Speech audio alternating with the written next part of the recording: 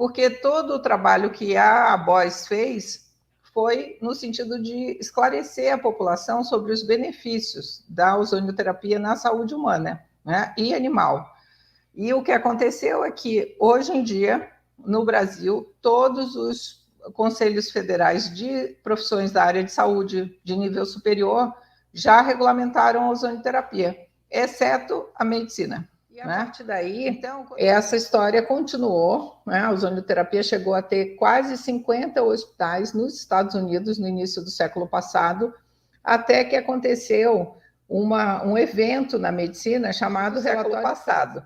Então, essa história de que não tem evidência, que não funciona, é algo bem recente, porque no início do século passado, até a década de 30, né, a ozonioterapia era amplamente aceita e utilizada de forma oficial.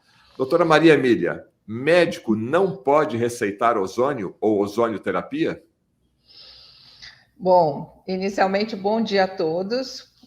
Estou aqui muito honrada pelo convite do Fernando Betete, né, que é uma referência no jornalismo brasileiro, do jornalismo decente brasileiro. E para responder a sua pergunta, eu vou fazer uma pequena introdução para contextualizar a ozonioterapia no mundo, né? Tá. Bem, a ozonioterapia, ela começou a sua história no final do século XIX, isso em que o ozônio foi descoberto, né, e já se sabia das propriedades bactericidas do ozônio, né? Então, numa época que não existiam antibióticos, o ozônio aplicado topicamente sobre a pele era a opção de tratamento de doenças que até então, causadas por bactérias, não tinham controle, né? O primeiro antibiótico ele só veio aparecer em 1928 na Inglaterra. Então, ficamos ali de 1880 e poucos, 90, até 1928, sem alternativa nenhuma de tratamento de infecções bacterianas. Então, o ozônio fazia isso, né? Veio com essa função de controle de infecções, principalmente bacterianas. Em 1906, o FDA foi fundado, né? A Agência Norte-Americana de Controle de Medicamentos, e já registrava, já conceituava a ozonioterapia como uma terapia aceita regularmente. E a ozonioterapia foi muito utilizada na Primeira Guerra Mundial, principalmente pelo exército alemão, porque a ozonioterapia se desenvolveu inicialmente muito na Alemanha, depois em outros países, tipo Itália e Rússia, né? E existem relatos do cirurgião-chefe do exército americano, alemão, aliás, dizendo exatamente da ação do ozônio no tratamento de feridas. Artigos publicados em 1916, 1917, no Lancet. E a partir daí, essa história continuou, né? A ozonioterapia chegou a ter quase 50 hospitais nos Estados Unidos no início do século passado, até que aconteceu um evento na medicina chamado relatório Flexner, né? O relatório Flexner, ele objetivava, em teoria, avaliar a qualidade das escolas médicas nos Estados Unidos. E o que aconteceu foi exatamente o contrário.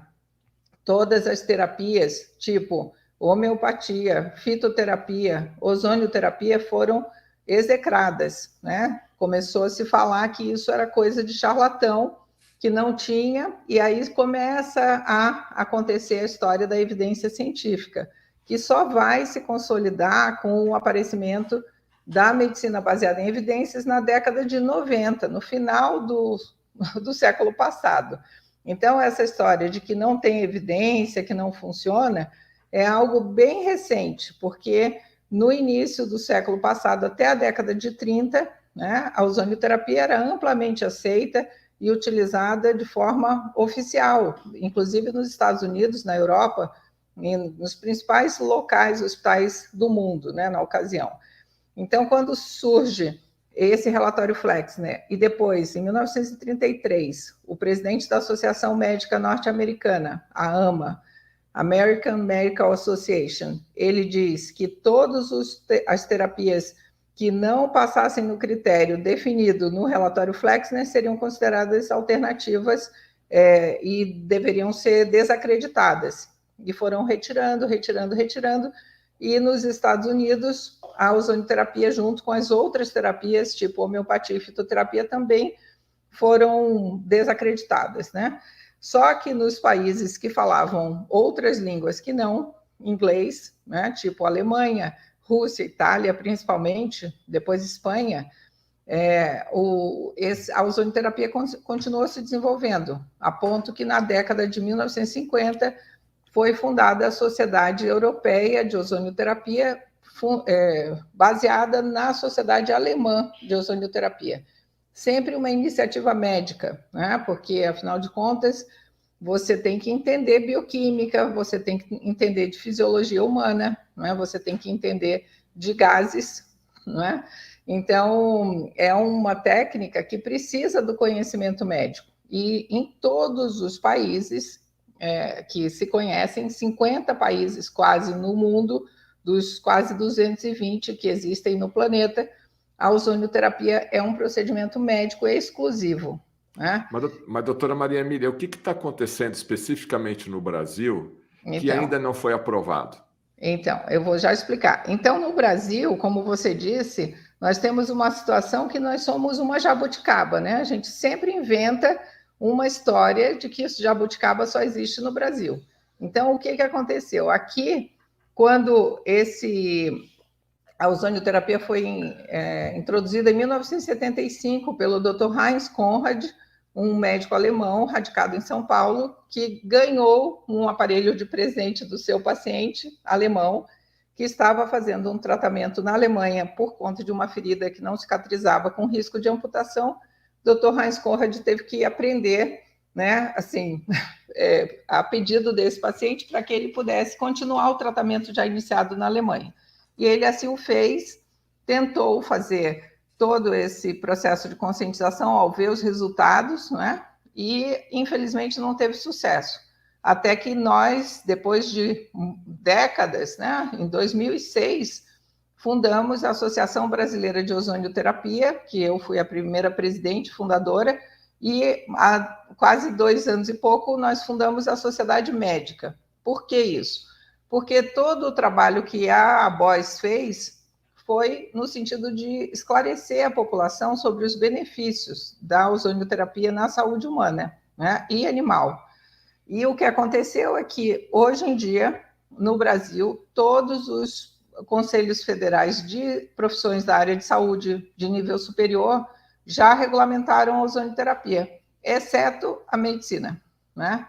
Então, quando nós vamos ver isso parece um absurdo, né? Porque você pensa, como é que o médico, que é a figura em quem você confia, que tem formação técnica, que consegue ter noção do processo de adoecimento de uma forma mais ampla, de todos os profissionais da área de saúde, sem desmerecer o trabalho e nem a importância de cada um deles, né? Sejam enfermeiros, biomédicos, todos os fisioterapeutas, farmacêuticos, certo? Então, essa situação chega a beirar o absurdo, porque como é que o médico, que é a figura que deve ter esse contato com o paciente, diagnosticar a doença e pensar nas estratégias de tratamento melhores possíveis, como é que ele pode, para ele, a ozonioterapia é considerada um procedimento experimental, enquanto para todos os outros existe essa autorização, digamos assim, não é? E o detalhe, Betete, é o seguinte: todos os conselhos federais de profissões de área de saúde de nível superior, eles fizeram resoluções, né, pareceres favoráveis, ou seja, todos esses profissionais da área de saúde estão perfeitamente autorizados e regularizados, né, em relação à prática da ozonioterapia, como deve ser, porque, afinal de contas, a ozonioterapia tem nível de evidência, sim, mais do que suficiente. Inclusive, a sociedade que eu presido, a SOBOM, participou da confecção de 2 mapas de evidências científicas juntos à BIREME, né, a Biblioteca Virtual em Saúde, que é ligada à Organização Pan-Americana de Saúde e à OMS.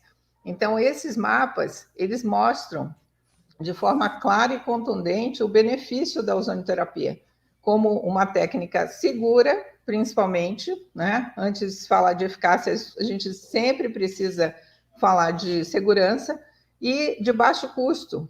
Então, esse processo todo de discussão sobre a ozonioterapia no Brasil chegou, né, desembocou na aprovação pelo Ministério da Saúde da ozonioterapia como uma das práticas integrativas e complementares do SUS. Só que o que acontece? Está lá a portaria 702 do Ministério da Saúde desde 2018 e na prática ela não acontece porque precisa da figura do médico. E quando o Conselho Federal de Medicina diz que para o médico é um procedimento experimental, essa engrenagem não funciona, porque é o médico que tem o poder da caneta, né? O médico que vai indicar o procedimento no sistema. Então, como é que se resolve isso? Entende? Então, essa situação é toda muito absurda, porque, na prática, quem fica privado do acesso à ozonioterapia é a população, que poderia estar sendo tratada e evitando amputações de membros, né? Poderia ter um tratamento de suporte na oncologia para reduzir eventos adversos de quimioterapia e radioterapia dentro do tratamento de dores de coluna. Então, é muito absurdo tudo isso. Doutora Maria Emília, a aprovação do uso do ozônio pelo médico é um ato exclusivo do Conselho Federal de Medicina ou tem que ter uma legislação no Brasil? Então, exatamente essa discussão que nós fizemos, porque quando nós começamos esse processo da regulamentação, né, quando vimos que existia todo esse impedimento e uma discussão até estranha, porque por que motivo, né? Principalmente, Fernando, não sei se você sabe, mas existe literatura médica que diz que, por exemplo, na cardiologia, que é uma das especialidades mais conceituadas e mais estabelecidas, né, no mundo inteiro, só 11% dos procedimentos têm nível de evidência A. Né? E não sou eu falando isso. Quem fala isso são as duas principais sociedades de cardiologia norte-americanas. Então, 48 tem nível de evidência C, que é basicamente baseado na experiência do médico, né? Então, quando nós vemos isso, 89% é B e C, quer dizer, não é a evidência ideal.